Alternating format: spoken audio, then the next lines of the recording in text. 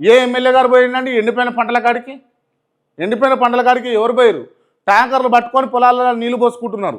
ట్యాంకర్లు పట్టుకొని పొలాలలో నీళ్లు పోసుకుంటున్నావు. పిల్లగాడు అన్నాడు, పాపం తెలిసి అన్నాడో తెలియకన్నాడో కానీ మంచి మాట అన్నాడు. మా తాత 4,000 పింఛన్ల 4,000 రూపాయల పెన్షన్ గురించి ఆలోచన చేస్తే ఇవాళ 4 ఎకరాలు ఎండిపోయింది అని అన్నాడు. వాస్తవమే కదా అని అనిపించింది. అటు ఇస్తా అన్నటువంటి 4,000 పింఛన్ అటే బాయే, ఇటు 4 ఎకరాలు ఎండిపోయాయి. ఇక ఎట్లా బతకాలే సామాన్యుడు?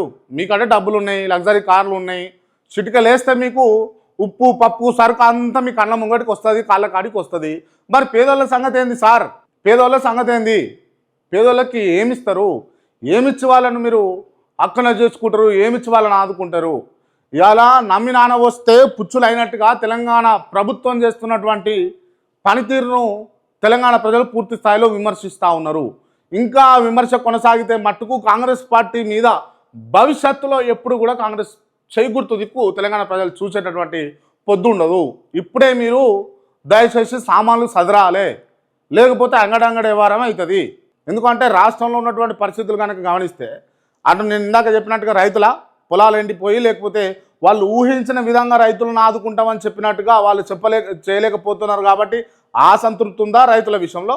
ఇటు మహిళల విషయంలో చూసుకుంటే